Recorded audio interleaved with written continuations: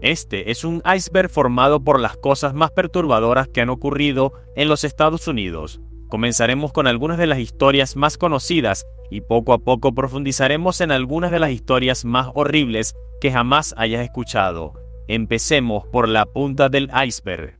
Nivel 1. Nuevo México. Incidente de Roswell. En junio de 1947, el ranchero W. McBrazel descubrió unos extraños restos aparecidos en su propiedad en Nuevo México, cerca de la localidad de Roswell. Se trataba de fragmentos metálicos ligeros, madera de balsa y material similar al papel de aluminio. Inmediatamente alertó a las autoridades, lo que provocó que el personal del aeródromo militar de Roswell recuperara los restos del objeto volador.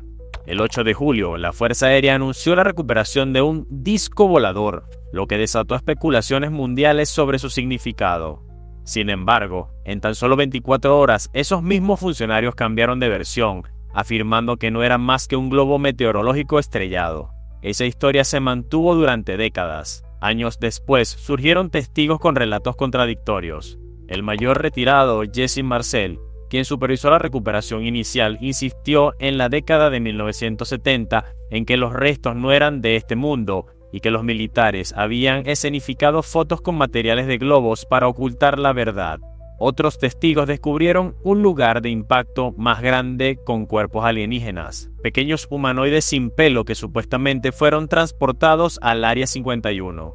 Los escépticos, sin embargo, descartaron esas descripciones como recuerdos confusos mezclados con experimentos de la Guerra Fría, como el proyecto Mogul, un programa clasificado que usaba globos de gran altitud para detectar pruebas nucleares soviéticas. El informe de la Fuerza Aérea de los Estados Unidos de 1997 aseguró que los cuerpos alienígenas eran en realidad maniquíes de prueba de paracaídas lanzados en la década de 1950. Aún así, quedan lagunas en la historia sin explicación y puede que nunca se resuelvan. Arkansas, los Dogger. En 2008, TLC emitió un nuevo programa de telerrealidad titulado 19 Kids and Counting, que presentó al mundo a los Dogger, una familia de devotos bautistas independientes de Arkansas. El programa mostraba su vida con 19 hijos bajo estrictos principios religiosos arraigados en el Instituto de los Principios Básicos de Vida, y fue un total éxito de inmediato. Jim Bob y Michelle Duggar aprovecharon su plataforma para apoyar causas políticas conservadoras, incluyendo campañas contra los derechos LGBTQ+ en su estado. Pero tras esa imagen de familia perfecta, su hijo mayor Josh escondía un oscuro secreto. Entre 2002 y 2003, él abusó de 5 menores, incluyendo a 4 de sus hermanas de entre 5 y 11 años. Sus padres ocultaron el abuso y lo enviaron a un programa religioso sin licencia. Aunque la policía fue alertada en el año 2006, la investigación se frustró cuando Jim Bob y Michelle se negaron a cooperar. Al expirar el plazo de prescripción, el caso fue archivado, permitiéndoles evadir la justicia hasta 2015. En ese año, In Touch Weekly publicó el informe policial que reveló los crímenes de Josh y el encubrimiento de sus padres, lo que llevó a TLC a cancelar el programa. Sin resignarse a perder su fama, los Duggar lanzaron un spin-off titulado Counting On. Pero en 2021, Josh fue condenado por posesión de material de abuso sexual infantil y sentenciado a 12 años de prisión, destruyendo por completo la franquicia familiar. Los problemas continuaron. Antiguos miembros, incluida su hija Jill Duggar, denunciaron explotación financiera y manipulación emocional en torno al negocio televisivo. Además, documentos internos del IBLP y testimonios de supervivientes revelaron patrones de abuso sistémico dentro de la organización religiosa que los Duggar promovían. Utah, Ted Bundy. En 1974 surgió un patrón inquietante en el noreste del Pacífico. Mujeres jóvenes, en su mayoría estudiantes universitarias con cabello largo y oscuro, desaparecían tras encuentros con un hombre encantador llamado Ted. Los testigos describían un Volkswagen Beetle y un sospechoso que fingía lesiones para aprovecharse de la empatía de las víctimas. Ese hombre era Ted Bundy, quien más tarde sería reconocido como uno de los asesinos en serie más notorios de la historia de los Estados Unidos. En 1975, tras mudarse a Utah, fue arrestado en una parada de tráfico donde se hallaron esposas, cuerdas y pasamontañas, herramientas vinculadas a sus secuestros. A pesar de su condena por secuestro agravado, Bundy escapó de la custodia en Colorado 2 veces en 1977 y huyó a Florida. En enero de 1978 se infiltró en una residencia de estudiantes de la Universidad Estatal de Florida, donde golpeó y estranguló a 2 jóvenes, agrediendo a otras 2. Horas más tarde atacó a otra estudiante, dejándola con secuelas permanentes. Su ola de crímenes terminó con el secuestro de Kimberly Leach, de 12 años, su arresto en Pensacola y las pruebas forenses sellaron su destino. Para el momento de su ejecución en 1989, había confesado 30 asesinatos, aunque se cree que la cifra real superó los 100. Ohio, las luces de Oxford.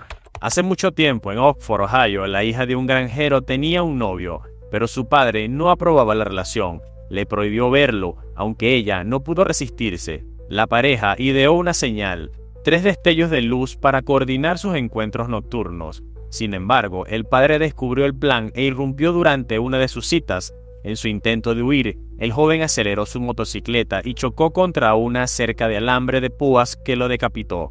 Décadas después, los habitantes afirman que su espíritu sigue rondando el lugar. Se dice que quienes estacionan en la intersección de Old Milford y Hard Road y hacen parpadear las luces del coche 3 veces, pueden ver un resplandor en forma de orbe que se acerca y luego desaparece. Algunos testigos mencionan gritos débiles, luces rojas flotantes o destellos similares a bengalas de emergencia. Aunque el suceso nunca fue confirmado, la tradición persiste entre los estudiantes que buscan comprobar si el motociclista fantasma realmente aparece. Kansas, tornados. El 4 de mayo del año 2007, un tornado EF5 de 1,7 millas de ancho con vientos de 205 millas por hora arrasó el 95% de Greensburg, Kansas. Fue el primer tornado clasificado como EF5 bajo la escala Fujita mejorada. A las 9:45 p.m., la tormenta golpeó con furia, destruyendo 1.400 viviendas y negocios, dejando 11 muertos y 63 heridos. Los sobrevivientes describieron escenas apocalípticas, vecindarios convertidos en campos de escombros y hospitales gravemente dañados. Los daños impulsaron a la comunidad a reconstruir la ciudad como un modelo de sostenibilidad, con edificios enérgicamente eficientes y una visión ecológica colectiva. Aún así, aunque este tornado marcó el hito meteorológico, no fue el más letal del estado. Ese título pertenece al tornado F5 del año 1955 que mató a 80 personas en apenas 3 minutos, sin advertencia alguna. El tornado de Greenburg ofreció 26 minutos de alerta, pero ni siquiera eso fue suficiente para garantizar la seguridad de todos los ciudadanos. Nivel 2. Michigan, Jimmy Hoffa. James Jimmy Hoffa pasó de ser un trabajador de almacén en Detroit a presidente de la Hermandad Internacional de Camioneros en 1957, pero rápidamente utilizó su poder para fines indebidos. Durante su liderazgo en el sindicato, forjó una serie de alianzas con el crimen organizado para combatir la oposición empresarial. En cuestión de años, el fondo de pensiones de los Teamsters se convirtió en una herramienta financiera de $1.500 millones para proyectos de casinos en Las Vegas, respaldados por la mafia. Pero todo estaba a punto de derrumbarse. En 1957, Hoffa fue citado ante el Senado por un cargo de soborno, un caso que se intensificó bajo la campaña Get Hoffa del fiscal general Robert F. Kennedy. Todos lo querían en prisión, y se le estaba acabando las maneras de evitarlo.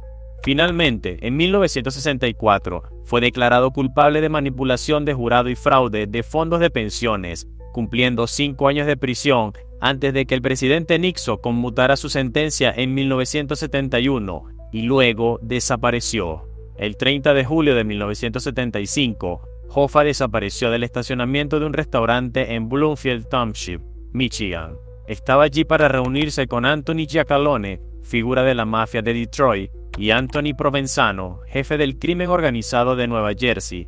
Los testigos lo vieron caminando de un lado a otro cerca de su coche, que fue encontrado sin cerrar y abandonado a la mañana siguiente. Ambos hombres fueron considerados sospechosos en su desaparición. El FBI siempre ha creído que la mafia ordenó su asesinato para impedir su intento de regresar al sindicato de camioneros, temiendo que expusiera su control sobre los fondos sindicales. A pesar de décadas de búsquedas, incluida una excavación en 2022 en un vertedero de Nueva Jersey, no apareció ninguna evidencia física. Hoffa fue declarado legalmente muerto en 1982, pero lo que realmente sucedió sigue siendo un misterio. Alaska, pueblo fantasma de Porlock. En 1950, el antiguo asentamiento minero y de producción de caña de azúcar de Porlock, Alaska, estaba perdiendo muchos residentes. El pueblo se estaba quedando abandonado y todo por culpa de décadas de sucesos espeluznantes. A principios del siglo XX, la ciudad era nueva, pero en 1905, un grupo de trabajadores nativos de Alaska que se dedicaban a la cría de canarios huyeron temporalmente debido a una amenaza no especificada en los bosques cercanos. Nadie sabe qué vieron, pero el miedo fue tan intenso que decidieron marcharse de inmediato. En la década de 1930, los informes continuaron y la situación en el pueblo se agravó. En 1931, un leñador llamado Andrew Kinloch fue encontrado muerto con una lesión craneal fatal causada por un equipo demasiado pesado para que un ser humano lo manejara. Su cuerpo fue hallado a tan solo 3 metros de la maquinaria ensangrentada. Los cazadores que ya estaban en el bosque buscando alces afirmaron haber encontrado huellas humanoides de 45 centímetros y señales de una violenta lucha entre la maleza. Todos estaban convencidos de que había una criatura siniestra suelta, a los que los lugareños llamaban Nantinak, una figura parecida a Sasquatch. En la década de 1940 continuó la tendencia, con la aparición de cuerpos mutilados en lagunas cercanas, incluido el de un cazador cuyos restos mostraban lesiones compatibles con ataques de osos. Un pescador también aseguró haber visto una figura alta y peluda en la playa que lo miró fijamente antes de desaparecer en el bosque.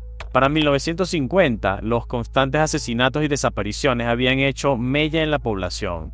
Casi todos los residentes se trasladaron a pueblos vecinos, quedando únicamente el jefe de correos hasta el cierre definitivo de la oficina ese mismo año. Los registros oficiales sostienen que el aislamiento del pueblo respecto a la Ruta 1 de Alaska fue la causa principal del abandono. Sin embargo, los supervivientes afirmaron que algo en el bosque los obligó a marcharse. Simplemente no saben qué era. New Hampshire, Betty y Barney Hill, una pareja de Portsmouth, New Hampshire, regresaban en coche de unas vacaciones en Canadá el 19 de septiembre de 1961. Mientras conducían por las montañas blancas, vieron una luz brillante e irregular que parecía seguir su vehículo. La situación se volvió tan confusa y perturbadora que decidieron detenerse para investigar. Fue entonces cuando Barney aseguró ver una nave con forma de disco. Según él, observó figuras humanoides con uniformes que lo miraban con binoculares, y eso bastó para que huyeran despavoridos hacia su coche. Cuando llegaron a casa eran las 5 a.m., pero el horario de salida y la distancia recorrida deberían haber llegado 3 horas antes. De alguna manera, habían perdido 2 horas de tiempo. Pronto notaron detalles inquietantes: el vestido roto de Betty, los zapatos desgastados de Barney y unos misteriosos círculos en la carrocería del automóvil. Durante el mes siguiente, Betty comenzó a tener sueños vividos en los que era examinada por seres de piel gris, tan realistas que parecían recuerdos. 2 años más tarde, la pareja se sometió a hipnosis con un psiquiatra, y ambos describieron haber sido llevados a bordo de una nave espacial, separados y sometidos a pruebas médicas incluyendo raspados de piel, sondas con agujas e incluso una prueba de embarazo. Betty afirmó que uno de los seres le mostró un mapa estelar que un astrónomo más tarde interpretó como una representación del sistema Zeta Reticuli. Su caso provocó un aumento del 2500% en los reportes de abducciones y sigue siendo uno de los pilares de evidencia de la ufología moderna. Montana, inundación en Blackfeet. A principios de junio de 1964, un sistema de tormenta chocó con la acumulación de nieve en las montañas de Montana, provocando inundaciones catastróficas en todo el estado. Las intensas nevadas y las bajas temperaturas habían impedido que la nieve se derritiera, saturando el suelo. Una tormenta inusual descargó hasta 13 pulgadas de lluvia, creando un diluvio que desbordó los embalses de Swift y Two Medicine. Ambas represas, construidas en 1912, colapsaron por la presión. Los residentes no recibieron advertencias formales, las líneas telefónicas fallaron y las alertas de radio llegaron demasiado tarde. La ruptura de la presa Swift a las 10:10 a.m. liberó un muro de agua de más de 12 metros que arrasó comunidades de la reserva de Blackfeet antes de que la gente pudiera reaccionar. Familias enteras fueron atrapadas mientras sus casas eran destruidas. Murieron 31 personas, entre ellas 19 miembros de una misma familia. Las inundaciones destruyeron más de 260 viviendas, arrasaron puentes y dejaron a los sobrevivientes aislados sin suministros durante días. Cerca del 20% del estado resultó afectado. Butch Newbratz, que entonces tenía 14 años, perdió a sus padres y a su hermana pequeña en el desastre. Sus cuerpos nunca fueron recuperados. Hoy, con más de 70 años, aún recorre a caballo en las orillas de Birch Creek, cerca del antiguo emplazamiento de la represa, buscando rastros de su familia en un paisaje erosionado por el tiempo. Pennsylvania, Centralia. El 27 de mayo de 1962, la próspera comunidad minera de carbón de Centralia, Pensilvania, vivió el peor día de toda su historia. Durante una limpieza rutinaria del vertedero, un incendio controlado de basura prendió fuego a una veta de carbón expuesta debajo del sitio. A pesar de los esfuerzos por contenerlo, el fuego se propagó por los túneles de la mina abandonada, alimentado por unas 25 millones de toneladas de carbón. Este fuego continuaría ardiendo durante años, amenazando la tranquilidad de los 1.500 residentes. En la década de 1970, el incendio provocó condiciones peligrosas, incluyendo hundimientos del terreno, emisiones de gases tóxicos y socavones. Luego llegaron los problemas de salud. Los análisis del aire revelaron niveles alarmantes de monóxido de carbono y un estudio realizado en el año 1986 relacionó los problemas respiratorios, la hipertensión y el estrés crónico de los vecinos con el incendio. El fuego no podía extinguirse y solo enfermaba a la población. En 1983 el gobierno estadounidense destinó $42 millones para reubicar a los residentes y la mayoría aceptó indemnizaciones para 1984. En 1991, Pensilvania aplicó la expropiación forzosa, reduciendo la población de 1.000 a apenas 63 personas.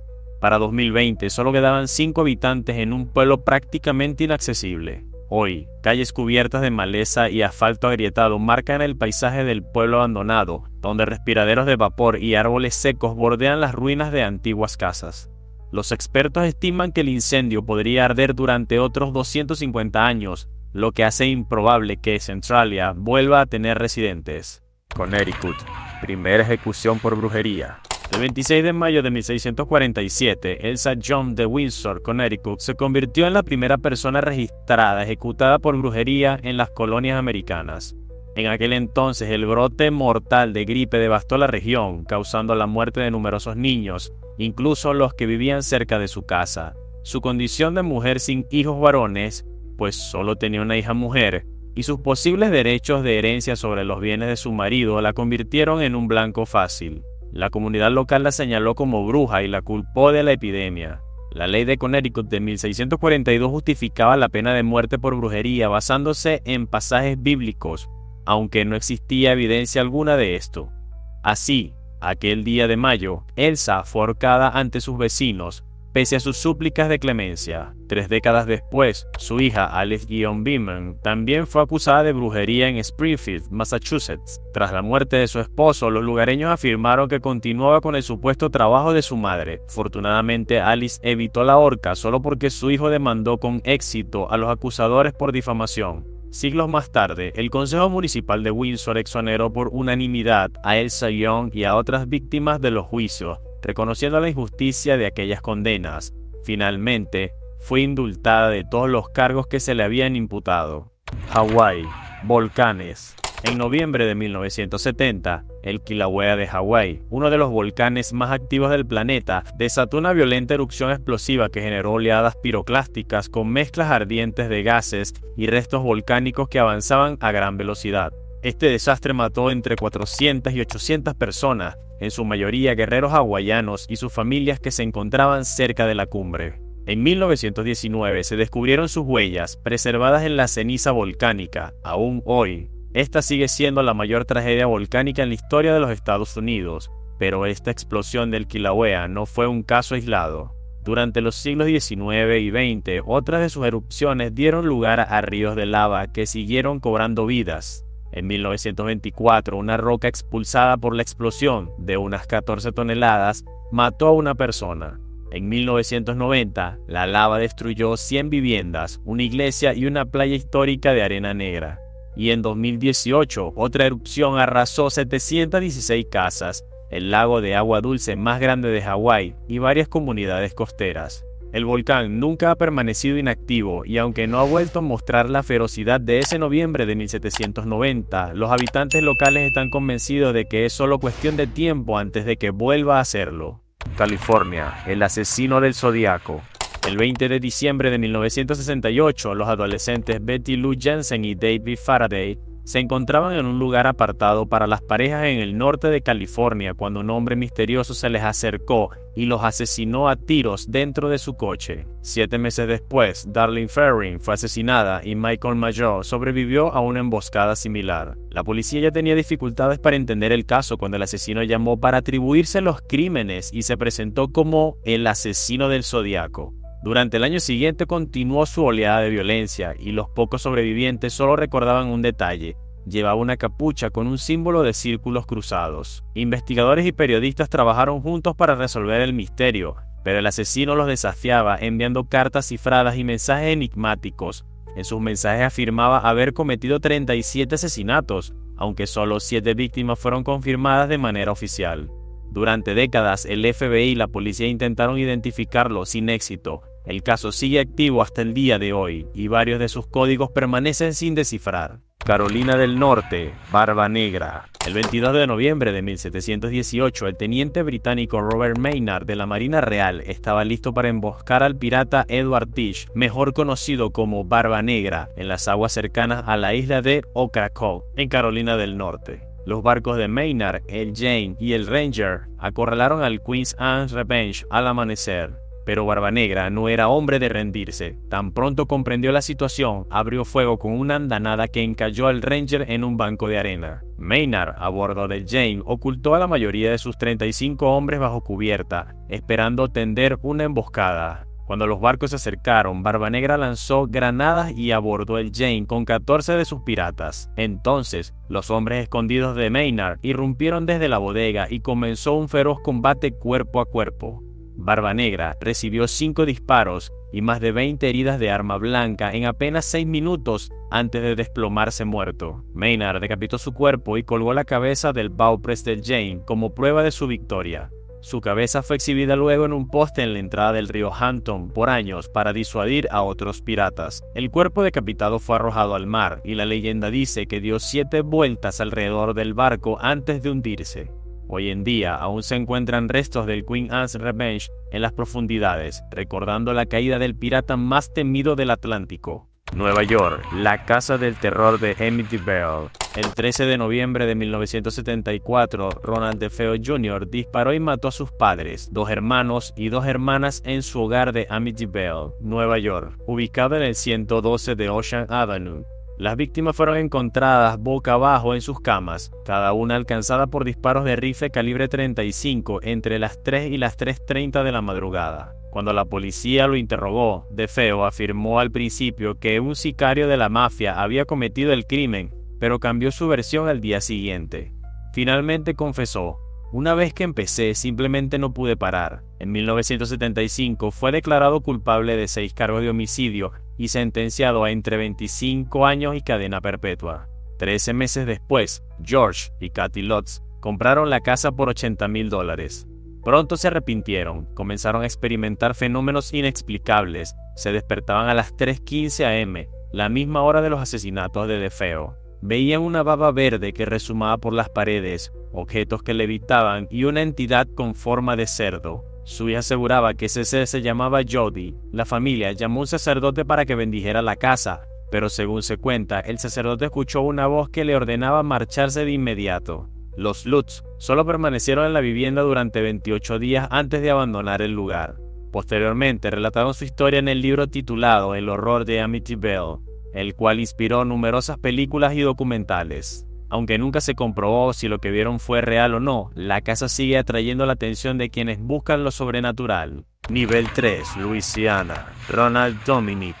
Entre los años 1997 y 2006, Ronald Joseph Dominic, también conocido como el estrangulador de Bayou, asesinó al menos a 23 hombres y niños en todo Luisiana. Ronald se hacía pasar por camionero para encontrar víctimas vulnerables como afroamericanos, personas sin hogar o involucradas en el consumo de drogas. Les ofrecía dinero, drogas o incluso favores sexuales, y luego los atraía a remolques o zonas remotas antes de atarlos, violarlos y estrangularlos con objetos como cinturones de seguridad o cables de extensión. Con el tiempo, sus crímenes comenzaron a agravarse y los cuerpos empezaron a aparecer en campos de caña de azúcar, bajo carreteras y en canales. Las autoridades hallaron semen en las víctimas, pero los análisis de ADN sufrieron retrasos y esto dificultó vincular los crímenes a una sola persona. En 2006, un sobreviviente llamado Ricky Wallace denunció que un atacante intentó atarlo durante una transacción de drogas. Su testimonio permitió comparar el ADN con el de una víctima de 2004, lo que condujo al arresto de Ronald.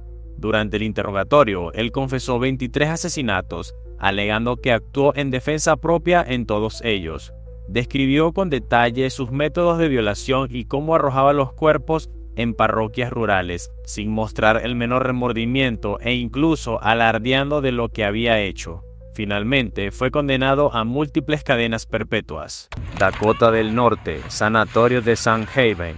En 1912 se fundó el Sanatorio de Sandhaven en Townside, Dakota del Norte, para tratar a pacientes con tuberculosis mediante descanso, aire fresco y dietas terapéuticas. Pero en la década de 1940, el avance de los antibióticos redujo los casos de tuberculosis, volviendo a la instalación casi inútil. El sanatorio fue reconvertido en un centro para personas con discapacidad intelectual y enfermos mentales procedentes de instituciones superpobladas. Sin embargo, la cantidad de pacientes creció más allá de su capacidad y las condiciones empeoraron drásticamente. Las salas llegaron a triplicar su capacidad, con residentes soportando dormitorios ruidosos, sin actividades ni entretenimientos para pasar el tiempo, lo que llevó a muchos a autolesionarse golpeándose la cabeza contra las paredes. Además, la falta de personal obligaba a priorizar la limpieza sobre la atención médica. Las denuncias de abuso y mala gestión aumentaron rápidamente. Aunque algunos ex empleados negaron los malos tratos, los documentos judiciales mencionaban violencia entre pacientes y mala conducta del personal. Finalmente, una orden judicial federal en el año de 1985 forzó el cierre del Sandhaven en 1987. El sanatorio nunca fue reabierto ni remodelado. Kentucky, la lluvia de carne. El 3 de marzo de 1876, el condado de Bath, Kentucky, experimentó una de las anomalías meteorológicas más extrañas de la historia. Una lluvia de carne. Aproximadamente a las 11 de la mañana, Mary Crutch, esposa de un granjero, notó que trozos de carne caían desde el cielo completamente despejado. Los fragmentos variaban desde pequeñas escamas hasta cuadrados de unos 10 centímetros. Cuando Mary lo denunció, las autoridades pensaron que estaba loca, pero más testigos confirmaron su historia. Describieron la sustancia como similar a carne de res, venado o cerdo, con textura áspera y olor metálico. Se recolectaron muestras y se enviaron a laboratorios. Los primeros análisis descartaron bacterias, pero estudios posteriores identificaron tejido pulmonar, músculo y cartílago, sugiriendo que la carne provenía de un caballo o incluso de un bebé humano. Dos lugareños probaron la carne y la compararon con la de cerdo o venado, lo que hizo aún más desconcertante este fenómeno. Hasta el día de hoy nadie sabe con certeza qué ocurrió. Algunos lo atribuyen a una intervención divina, otros a buitres que regurgitaron carne en pleno vuelo, o simplemente a un gran engaño. Sin embargo, ninguna teoría ha podido comprobarse, convirtiéndolo en uno de los eventos más extraños e inexplicables de la historia. Nueva Jersey, el vigilante. En junio de 2014, Derek y Maria Brothers compraron una casa de $1.3 millones en el 657 Boulevard en Westfield, Nueva Jersey. Antes de mudarse, recibieron una carta anónima dirigida al nuevo propietario, enviada por alguien que se hacía llamar el vigilante. El misterioso autor afirmaba tener vínculos generacionales con la casa y decía que su trabajo era vigilarla mientras esperaba el segundo advenimiento. La carta mencionaba los 110 años de historia de la vivienda, amenazaba a los hijos de la familia por ser sangre joven y criticaba las renovaciones. Aunque los Brothers lo tomaron al principio como una broma, las cartas continuaron llegando y se volvieron cada vez más inquietantes. El autor escribía mal el apellido de la familia, pero conocía detalles íntimos de sus movimientos y mencionaba secretos ocultos entre las paredes de la casa. La pareja entregó las cartas a la policía, que les recomendó mantener el caso en secreto mientras investigaban a los vecinos. Descubrieron que los anteriores propietarios, John y Andrea Woods, también habían recibido una carta similar antes de vender la casa. Las pruebas de ADN en la saliva del sobre señalaron a una mujer, pero todos los sospechosos fueron descartados. El acoso fue tan perturbador que los Brothers nunca llegaron a vivir allí. En su lugar, optaron por alquilar la casa y luego venderla con una pérdida de $400,000. Para los nuevos propietarios no hubo más cartas, pero el caso sigue sin resolverse, alimentando teorías que van desde compradores celosos hasta la posibilidad de que los propios Brothers estuvieran detrás de todo. Alabama, Thomas Whisenant.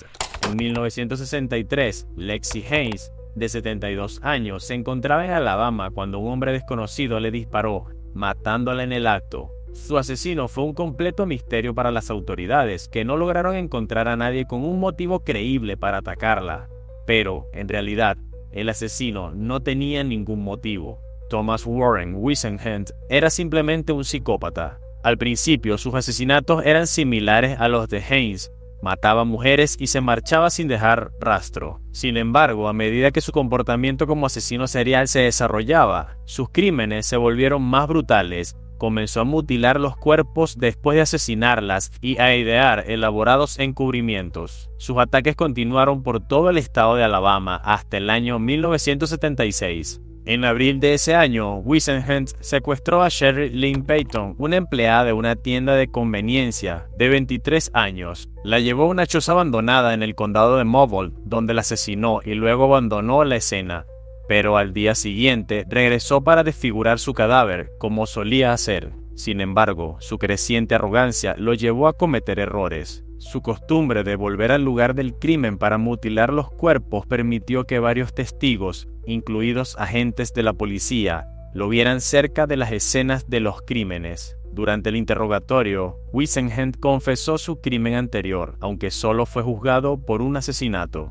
Pese a las apelaciones y a las condenas anuladas, finalmente fue ejecutado por inyección letal en 2010, tras pasar 32 años en el corredor de la muerte de Alabama.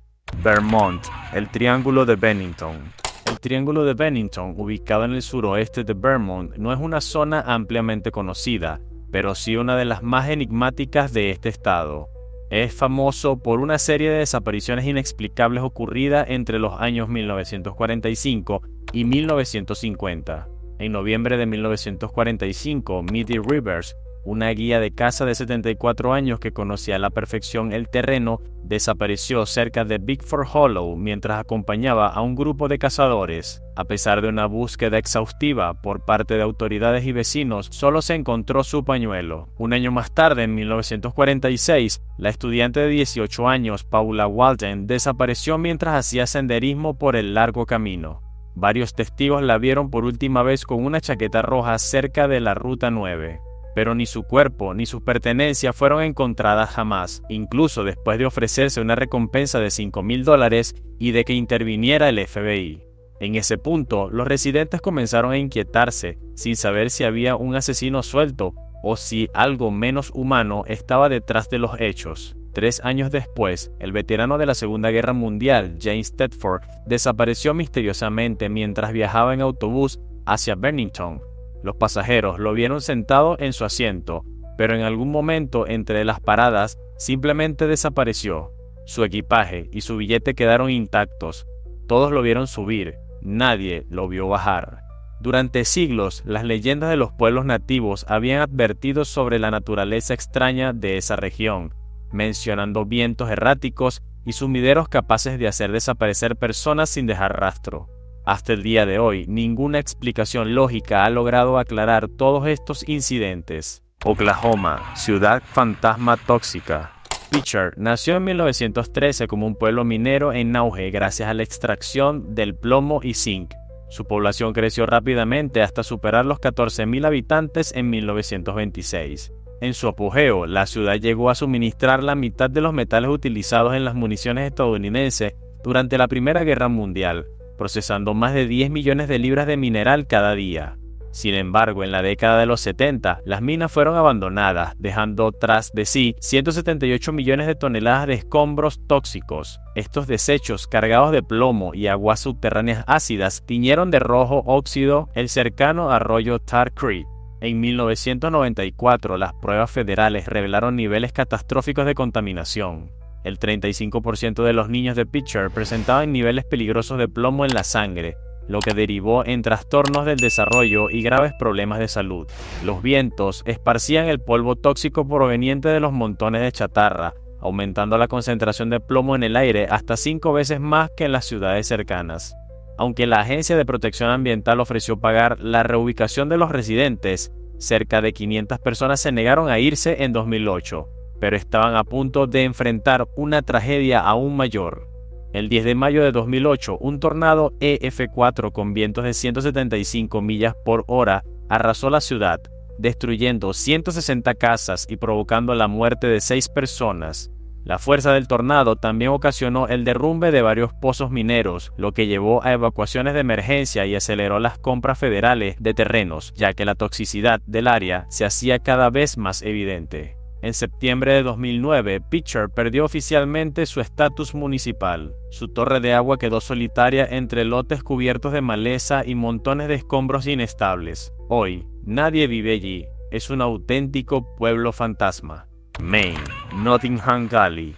El 11 de diciembre de 1710, el barco mercante británico Nottingham Galley naufragó frente a la isla Boone, una roca estéril situada a 6 millas de York, Maine, durante una fuerte tormenta. Los 14 miembros de la tripulación sobrevivieron al accidente inicial, pero pronto se enfrentaron a temperaturas bajo cero, sin refugio y con muy pocos alimentos rescatados.